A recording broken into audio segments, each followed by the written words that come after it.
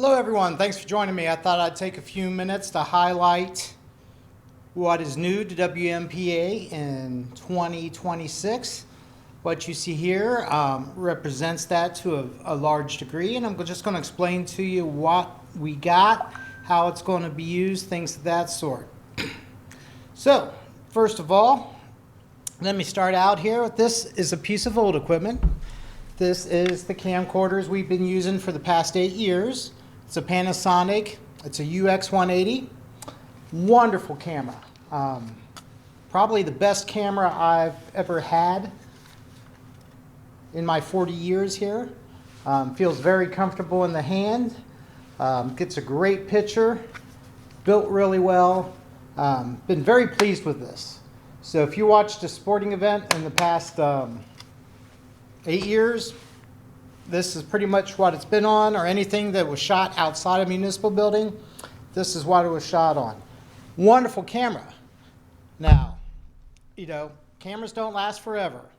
I have a general rule that I employ here, or a guideline, so to speak, is that things that are out in the field, things that get packed up, set up, tore down, moved around a whole lot, my goal is to get 5 to 10 years out of them. Since they get used and out in the elements and all that, you know, I don't expect them to last as long as what's in this council room forever. For instance, I had microphones I used for 20 years. I had cameras up here for almost 12. We replaced all this stuff next year, and I'm hoping to get 10, 12, 15 years out of the units I'm using now. So that's the goal, just because they're set up and we don't mess with them too much. But in the field, you know, wear and tear takes place, and so you sort of want to get them replaced before the old ones break on you.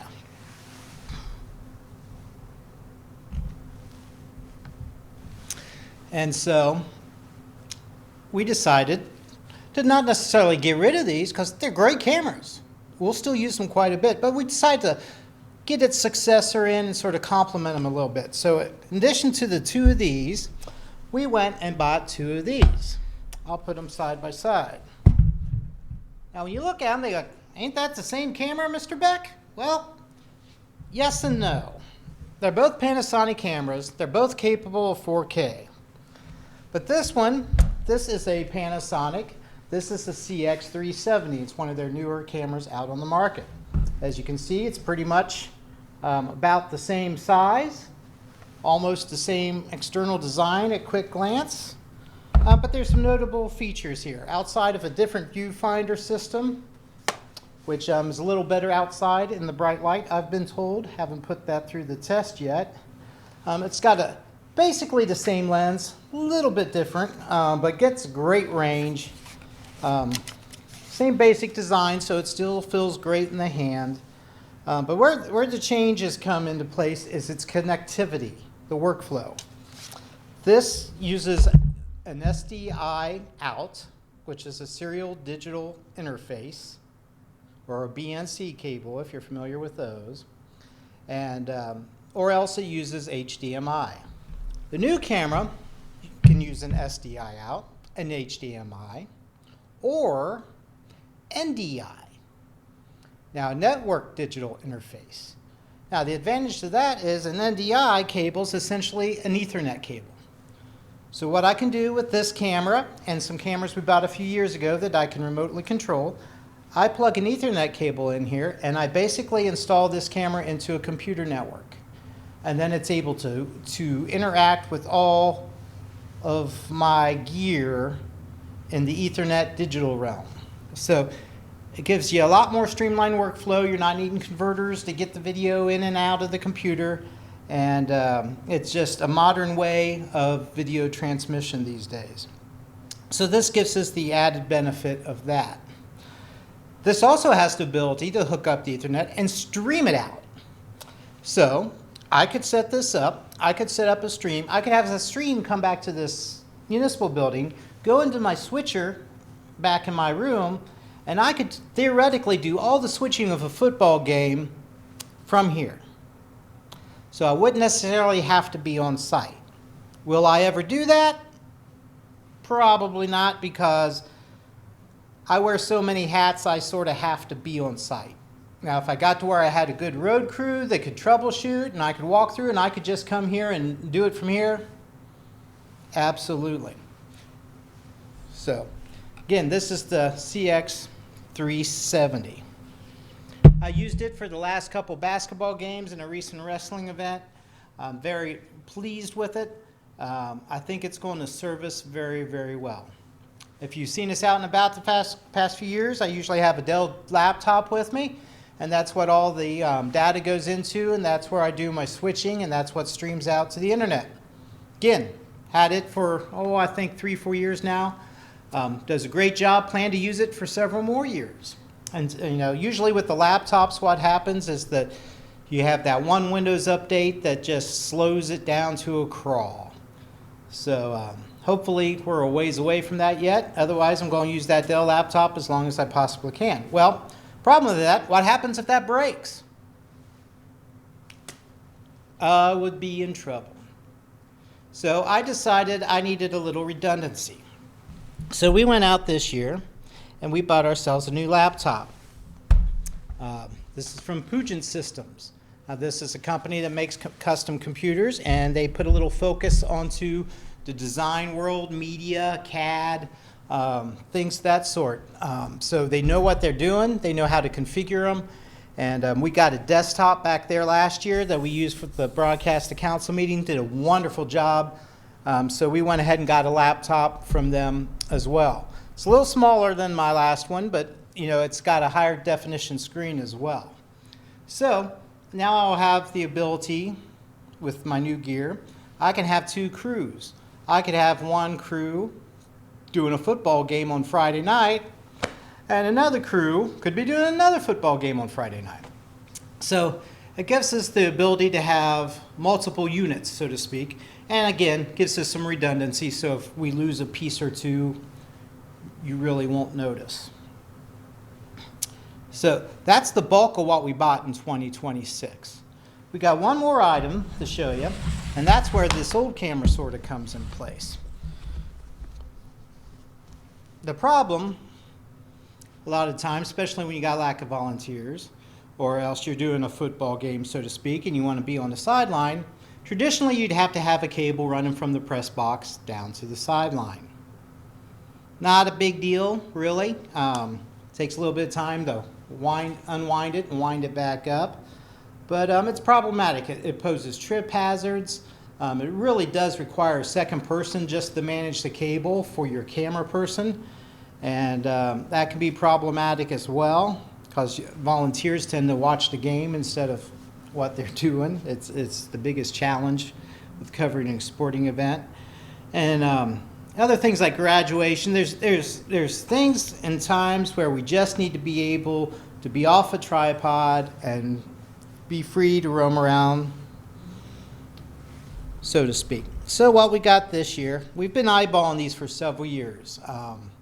What we got here is we got some Hollyland Cosmo C2 transmitters. Now, wireless video is nothing new. It's been around for a long time. The problem is the price has either been really, really high or the quality's been really, really bad. Well, we've finally reached a point with this version to where those two sort of, the quality went up, the price came down. So they finally hit the sweet spot where we bit the bullet and got them this year. So we got this Hollyland Cosmo C2. Now, the advantage of this is the receiver. So this would be in my press box by the computer. And then I have not one, but 2 wireless transmitters.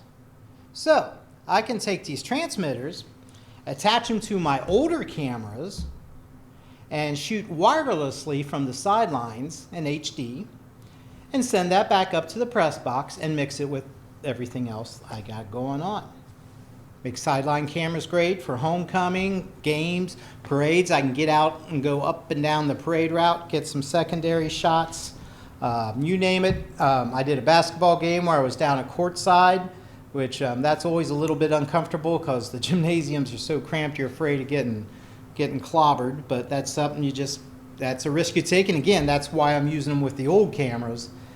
If we're going to be taken out, you don't want to take out the new one we'll take out the old. So I sort of play it that way. So we got these little suckers right here. Now, an added benefit of this, which honestly I really didn't research too much, but was very pleased to find out it works as well as it did. I have two cameras going into the receiver. I can take them out via SDI. I can take the outputs out through HDMI and go to monitors and through converters into my computer. But this also has an Ethernet port. So it will take the signal coming from the receiver, the transmitter. Both of them go into here. I hook the output of the Ethernet port into my computer network, and both the transmitters will show up as camera sources in my computer. So it essentially allows my old cameras to be networked like my new cameras.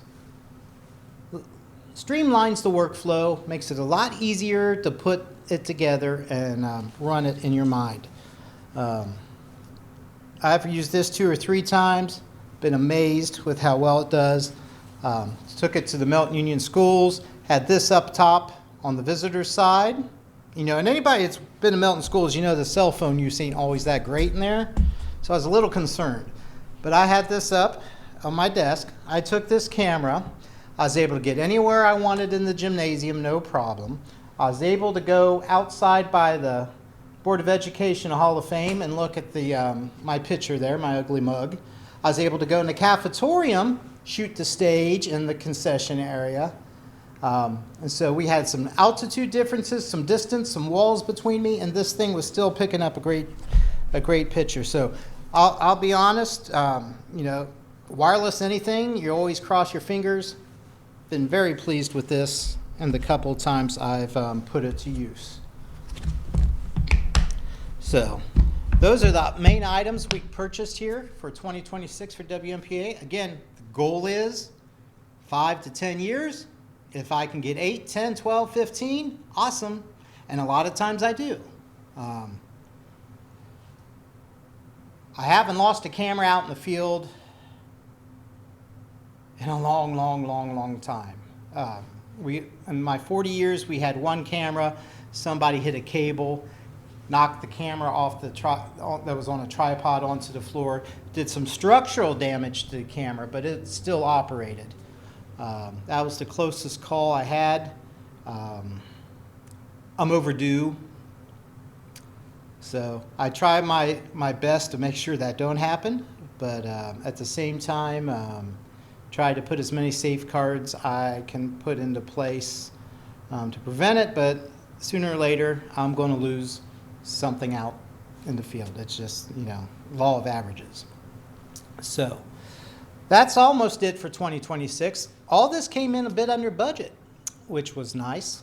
So I got a little bit left. So usually when that happens, I get some of that stuff that makes my life a little easier. Carrying cases. I'll probably do some audio upgrades. We might get a couple more speakers to use for things like the 4th of July, things of that sort. But basically with this upgrade, provided there's no major issues or disasters, and with the upgrades we did here in 2025, I'm pretty much set up. So we got a couple years where there's some little needs, like maybe a new sound mixer or some new headphones for my announcers, but nothing crazy or outrageous. So there are a couple of items that would be up for consideration. First of all, my playback server, we've had it for a while. Had it for about 6 years or so, and that's something you usually aim 8 to 10 years on that as well. There's a chance we could upgrade that in the next couple years. It's still working fine, so it's not a high priority. But when it goes, we're out of business pretty much. There's no redundancy on that. It's the most expensive individual piece of equipment we got. So that's definitely one you want to replace before it breaks. So we'll see how that goes.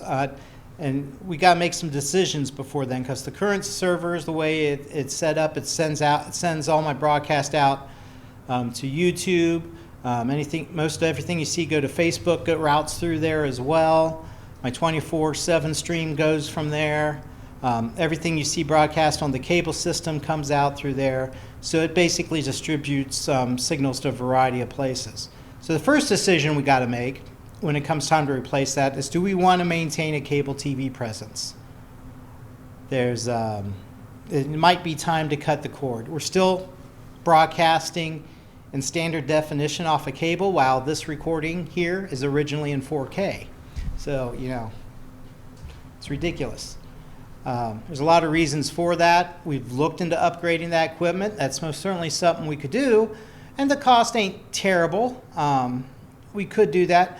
But the catch is that the cable companies who offer the signal we got now, that's free and always been free for the 50 years or so the cable station has been here. In fact, the box that sends the signal out through the cable, inserts it into the cable system, is theirs as well. If that wants to be replaced, we have to pay for the replacement, and then we have to pay like anywhere from $600 to $1,000 a month for them to maintain the signal. So basically, it comes to a point where we have to pay them to supply them content. So we try to be as frugal as we can here, and we have a problem with paying another company to supply content. So it's a possibility we will cut the cord either when we replace that server or when that box that we have now goes. That's liable to be it.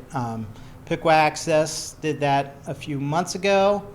A few years ago, I would have been really, really concerned about that, but I look at my YouTube analytics now, and 80% of the views off our YouTube channel are watched on televisions now.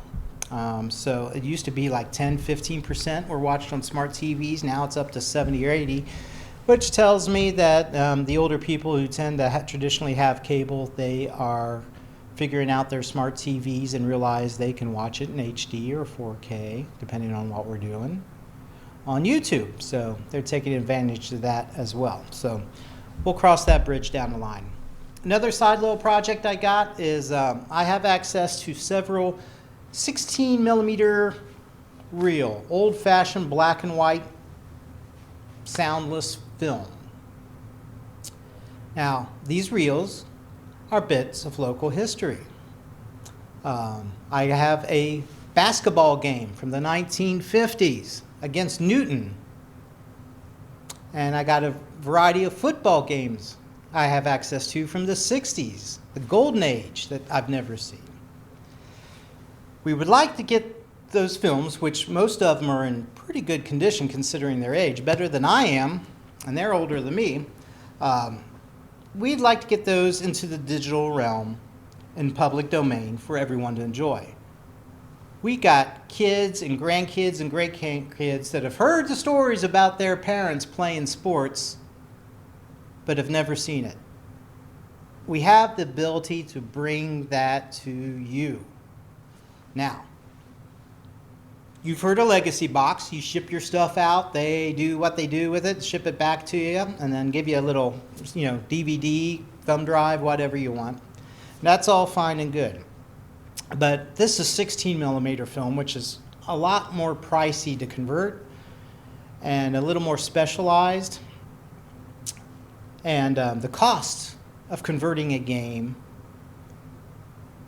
would probably exceed the price of one of these cameras. We're talking thousands of dollars. So, is that really practical? Considering the number of reels we have access to? Probably not, but it's still something we want to do. So, the other option would be to get the equipment, bring it in-house, and do those conversions here. The new equipment would not only do the 16 millimeter that we need to convert, but would have 8 millimeter capabilities as well. That opens up a lot of possibilities. I'm sure somewhere out there in somebody's attic's an old 8 millimeter home video of some 4th of July parade in downtown West Melton from 1972. History. So it would be nice to have something on hand where we can take that and bring it into the modern digital age, and then distribute it for all to see, as well as get some archives in our local library. Now, like I said, it could cost thousands of dollars to do a roll properly. To get the equipment to do it in-house is a pretty good chunk of change. But when you multiply it out by the number of reels we have, at that point, and with reels we don't know exist out there, I'm assuming once we would start doing this, stuff would crawl out of the woodwork. If not from here, might be somebody in Troy has something. So I figured it's something that would grow. So there's a price involved there, and it's more than I'm willing to ask the town to cover the cost of. So during the course of this year, I'm going to be going out. I'm going to try to apply for some grants, find some funding to get the funds raised to be able to bring the equipment in here to do it and do a decent job with it. That's 20 to 40 grand. It's not cheap. It's a pet project of mine. So I might see if I can get a little, maybe a donation from, banks or credit unions. I'm going to be out begging for money, so to speak. So if you'd be interested in contributing to the project, direct message me and let me know. It's sort of a pet project. I've known about these reels for quite some time, and the older I get, the more important it is to me to try to get these done. So that is going to be my priority in 2027. And even when I get those, then you're taking the reels, you're scanning it frame by frame off the reel. You're setting up the quality you want it to record at, the frame rate. And once you get all that scanned and you get through all that, it records each individual image. It'll compile it into an image sequence or a movie for you. And then you can either just show it raw like that, but why would I do that? We got access to stats, thanks courtesy of Dr. Ginn, that go way, way back. So we'd be able to have the game on the screen, maybe, it'll be a square image, maybe the roster's on the side, and down at the bottom we could have some stats and key facts from the games or from the players, things of that sort. So really looking forward to that project. That'll be something different. That'll be something fun.